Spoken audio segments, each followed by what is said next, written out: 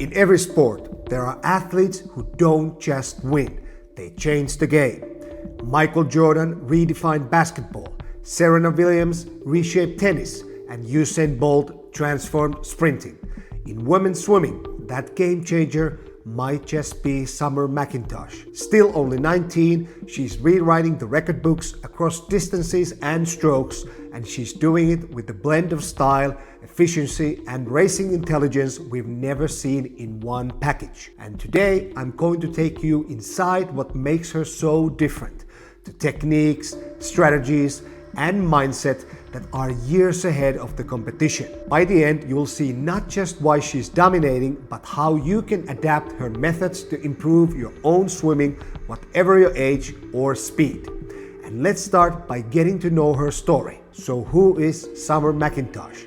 And how did she become one of the best swimmers in the world? To understand why her swimming is so revolutionary, we first need to know the foundation she's built, her background, her rapid rise, and the training environment that shaped her. She's a Canadian swimmer born in August 2006, so 19 years old now. Already a three-time Olympic champion with 4 medals from Paris, 3 golds, 1 silver, and the current long course world record holder in 200 IM, 400 IM, and 400 freestyle. These accomplishments already put her among the defining female athletes of the 2020s, and she's just getting started. She first made headlines as the youngest member of Canada's 2021 Olympic swim team at the ripe age of 14, finishing 4th in the 400 freestyle, which is an impressive early breakthrough, announcing to the world what was coming. And Summer comes from a truly athletic family. Her mother Jill swam the 200 butterfly for Canada at the 1984 Los Angeles Olympics, finishing 9th. And fast forward exactly 40 years and Summer won Olympic gold in the same event with an Olympic record. So I mean, what are the odds? And her sister, Brooke, is an international level pairs figure skater. So most Olympic athletes are supportive, but they can't always understand exactly what an athlete is going through. Summer, on the other hand, shares breakfast every morning with someone who's already been where she's trying to go. And while athletic talent runs in many families, what separates Summer from other gifted swimmers is the moves she's made. She developed to an elite level in Toronto, then progressed to Canada's High Performance Centre in Ontario, but the groundbreaking move came in 2022. At an age when most teenagers want to stay close to their friends, she packed up and moved to Florida to train under Brent Arkey. Not for the weather or college preparation, but to gain access to a year-round outdoor pool and daily elite competition. And in 2025, she trained in France with the legendary swim coach Fred Fernot, and she credited that block of training for the 3 world records at Canadian Nationals in the spring. All those moves were just the warm-up for what was announced this spring. Summer is joining Bob Bowman's pro group in Austin, Texas.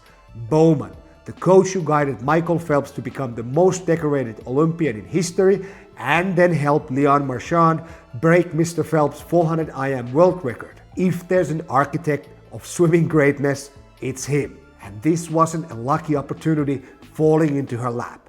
It's a deliberate choice. Summer is carving her own path and picking the environment that best aligns with her vision. And right now, that's Texas under Bowman.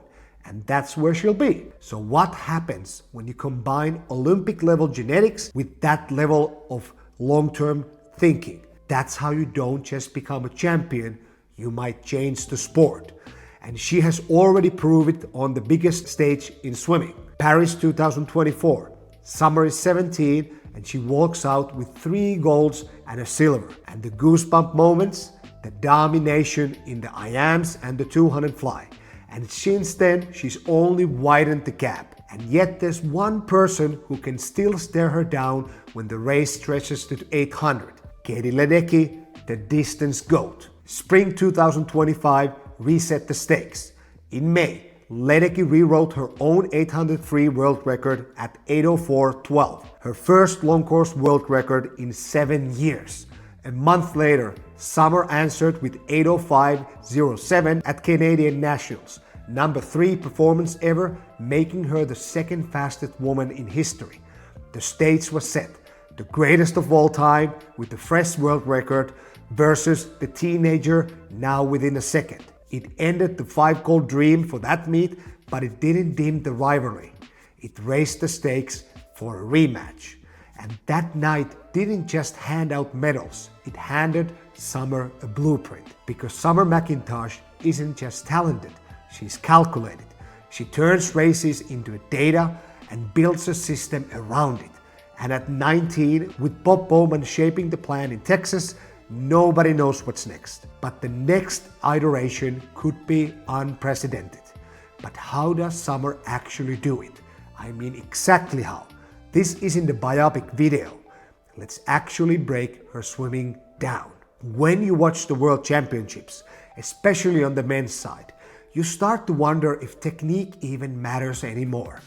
Pool is dominated by strokes that look disjointed, galloping, with swimmers bobbing up and down way too much. It makes you question if good biomechanics are being ignored. Her strokes, especially her strengths, fly, back and free, are a masterclass in the two things that matters most: minimizing drag and keeping propulsion continuous. The two main principles that should be the first things learned by all of us before ever worrying about the exact angles of the arm catch. She rides low in the water, holding a firm, slightly downward body line. Only break in that line is her head. In freestyle, she keeps it set for an easy left side breath, and because she breathes on nearly every cycle, there's no need to overbury the head between breaths. In backstroke, you see a touch of neck flexion to support a rounded upper back, followed by a subtle posterior pelvic tilt, helping her to keep the legs high and set a stronger leverage position for the pull. In butterfly, there's minimal oscillation up and down. Instead of slamming her chest down and trying to create this false leverage for the pull and then having to pop the body upward to start the stroke, she lands into a clean line and initiates the catch underneath that line. Quicker, cleaner, and more effectively than any of her competitive sisters. And then there's her index of coordination between her pulls. While many distance swimmers, especially on the men's side again, gallop with more negative index, letting the lead arm glide forward for too long and bleeding speed each cycle, McIntosh does the opposite. In all of her strokes, she spends minimal time in non-propulsive phases. In freestyle, her arm recovers relatively deep and starts the shaping of the anchor immediately, with no wasted time stretching the arm forward, letting her gain access to the strong muscles, as the power production only starts once the hand is under the body in a strongly leveraged position, so the big musculature can do the work. And what's interesting is you see the same intent in fly. She reorients the arm quickly after the entry, cutting dead time and keeping the stroke alive. After the Phelps era, we've seen a lot of flyers exaggerate their undulation in the front, diving the chest deep while the arms hang on the surface. And most master swimmers can't even hit that position, and it tends to add unnecessary delay in the stroke rhythm. But Summer does this completely differently. Instead of pressing the chest and keeping the arms high, she recovers the arms in slightly downward path, extends the arms under her body line, and keeps the body floating straight and horizontal. That trims the dead spot right at the start of the stroke, and it's exactly what an optimal flying model would suggest. There's no benefit to a dramatic chest press or downward push of the arms. The fastest way forward is to keep the line and project force backward with the pull. Building on that first principle's focus, she doesn't try to push through in freestyle and fly or press down in backstroke at the end of the pull. She intentionally rounds out the finish of the pull, redirecting the arm speed into a smooth arc and letting its kinetic energy carry the recovery over the water. The result is continuity, fewer dead spots, lower reacceleration costs, and a stroke that behaves exactly the way basic mechanics predict, but that we rarely see this cleanly even among elites. Her recoveries in freestyle and butterfly show this in action. Both are energy efficient, rounded motions that preserve forward momentum. She rounds out early, translating limb velocity forward through a compact circular path instead of stopping and restarting the arm. In fly, she doesn't lift higher than necessary. She simply swings from the side straight to the front and under herself. In freestyle, there's no forced high elbow look, just a relaxed, slightly lateral swing that stays connected to the pulling side. In essence, she isn't constantly reshaping the limb. She lets the arm return in nearly the same configuration that was used during the underwater pull, saving energy and keeping the stroke seamless. While breaststroke is her weaker stroke, even there the word that fits kinda better is efficient. There's no extra front glide, no drifting on the line. She keeps the body moving, trims out pauses, and avoids dead space between cycles. Instead of emphasizing a long glide, she recovers the arms while staying connected to the water, then spears forward as the kick starts, so velocity doesn't collapse between phases. Technically, she keeps the head low with only a small sternum rise, hips high, and legs recovering behind the body rather than flaring wide. The kick is compact and whip-like. The hands don't stall at the front, but round forward early, letting the arm recovery and leg drive overlap just enough to smooth the speed curve. It's the same first principle theme: minimize drag, overlap propulsion, and re-enter a clean line quickly. So what can the common swimmer learn from Summer? First, stop copying styles just because an elite swimmer is swimming in a certain way. Swimming has a long history of trend following. One champion does something distinctive and the whole world imitates it, even if it fights basic physics. And as a quick personal anecdote, most of the technical cues I learned in the 90s had almost nothing to do with moving forward. Instead, coaches fixated on how it looked, especially compared to that day's champions. Breaststroke was done extremely low, barely lifting the head out of the water. In backstroke, we tried to shove the arm as deep as possible, and in freestyle, the obsession was a sky-high elbow on recovery, all of which were either actively harmful for going fast or at best completely pointless for performance. Unfortunately, this still persists in swimming. Take the index of coordination in freestyle. I've met plenty of master swimmers deliberately doing catch-up and trying to launch themselves over the water because Phelps, Popovici, or any other their favorite galloper did it. Catch-up builds a negative index, a built-in pause, and launching over the water adds vertical heave. Both decrease speed. Well, now we have a model in elite swimming who actually honors basic mechanics. Minimize drag, direct force backward, and maintain constant velocity with minimal wasted effort. Combine that with talent and big training, and the results speak for themselves. To me, it's obvious why she dominates, not through raw physicality alone, but through how she reads the water and keeps propulsion alive from entry to exit. So rather than imitating a galloping catch-up rhythms that breaks in a negative coordination index and costly vertical bobbing, pivot to the mechanics that actually move you forward. Here's the upgrade distilled from Summer's blueprint and first principles. Start with line control. Quiet head, staple trunk, hips high. If you feel yourself bobbing, there's a cost to your speed. Aim for continuous propulsion. Avoid pauses and excessive gliding in all of your strokes. Round out the finish and let the arms swing into a recovery. Recycle the arm's momentum instead of stopping, lifting, and restarting it. Breathe efficiently. In free and fly, keep the breath small and frequent if needed. Isolate the movement of the head so it doesn't affect your body line or stroke rhythm. And finally, don't worship appearances. Instead, worship functions. If a technical cue helps in decreasing drag, creates cleaner transitions from recovery to pulling, and allows more continuous force production, it's probably a good one. If it disrupts any of that or is just cosmetic, ditch it. And everything I just covered is unpacked in my book, Training Principles for Master Swimmers.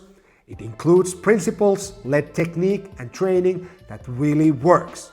If you want a clear path to faster, smarter swimming, grab it for free from the link in the description. And another reason why I don't think Summer has hit her performance ceiling yet is that many of her fastest swims have come outside the biggest stages, and her race tactics keep evolving year by year.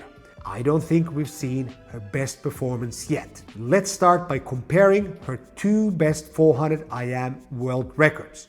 Both opened the same, 59.18 for the Fly 100. The difference starts on backstroke. She actually gives a little back on breaststroke from 117.13 to 118.02, then closes harder on free 00.95 against 00.32. A net improvement of 0.73 overall from 424.38 to 423.65. The story is improved pacing. The fly leg was stabilized, likely informed by Paris, where she overswam the opening 100 in 58.5. And the gains now come from cleaner back-to-breast control and a sharper closing freestyle. Backstroke has improved immensely, and she seems willing to trade a touch of breaststroke speed for that gain. The saved energy on breast then appears as a faster freestyle finish. Now for a fun thought experiment.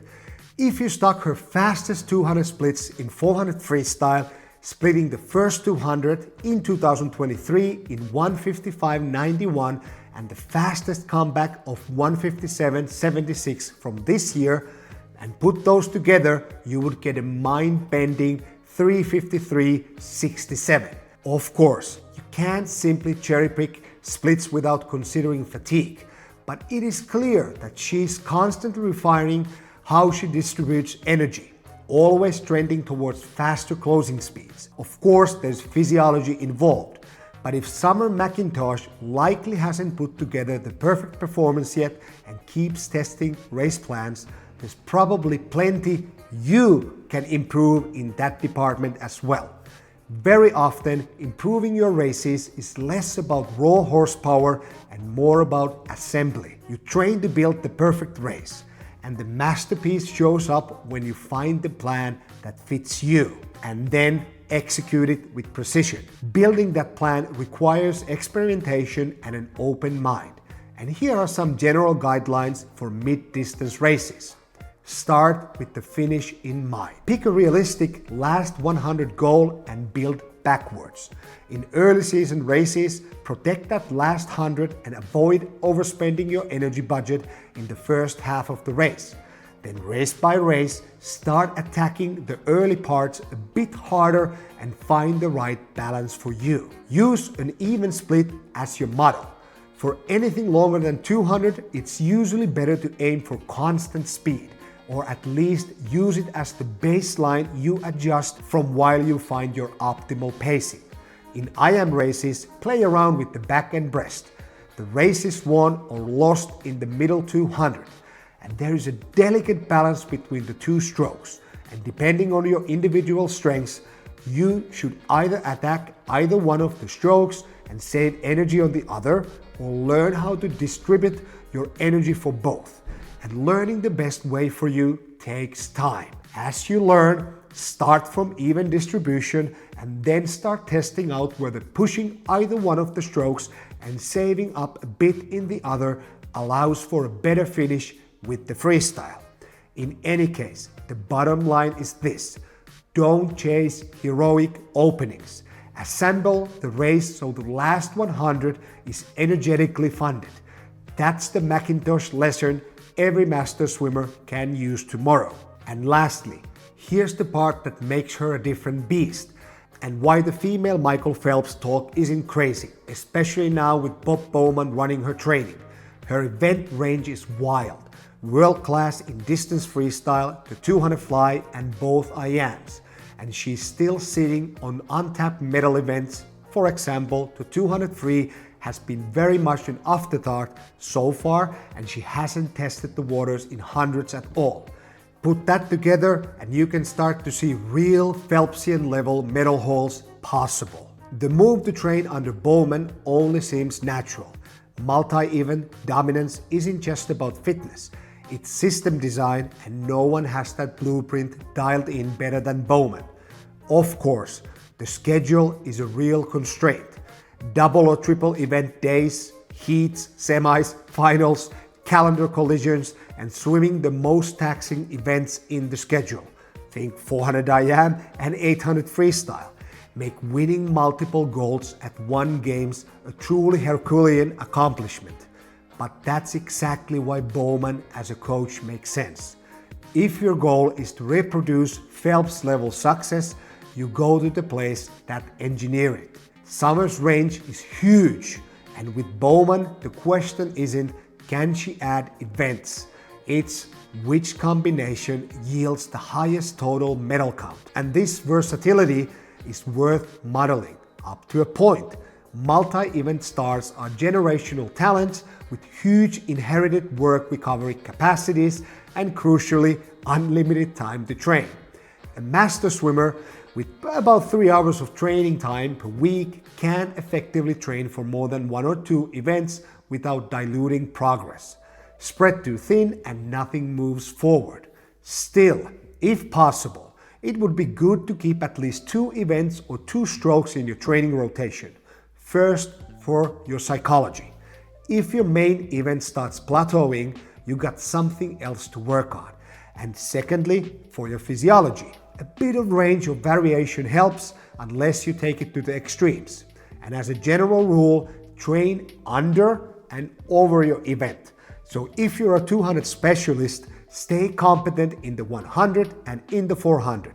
That small band of versatility sharpens the main event without stealing your training week. Summer McIntosh isn't just winning, she's rewriting how winning is done.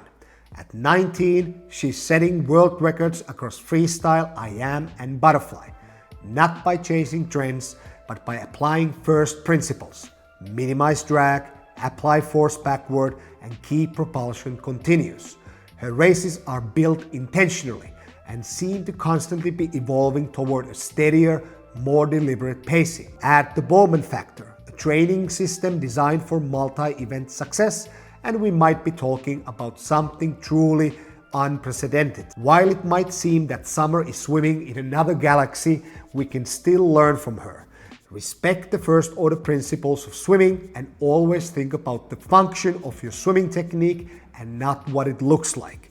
Keep tinkering with your race plan and be bold in your decisions on how to train. And if you want to analyze your swimming and see where you can improve the most, check out my one-on-one coaching.